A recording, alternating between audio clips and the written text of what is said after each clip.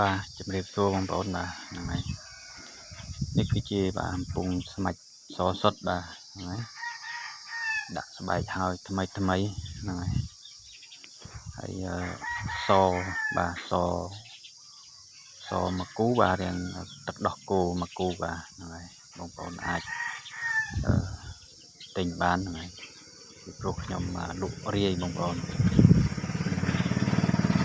ពេញចិត្តបងប្អូនបាទឆាតចូលបាទឬមួយក៏ comment បាទនៅក្នុង channel YouTube បាទផ្ញើបាន25ខេត្តក្រុងបាទស្អាតបងប្អូនបាទបាទមកគូនេះបាទបាទសរបៀបភ្លុកបាទហើយមកគូទៀតបាទ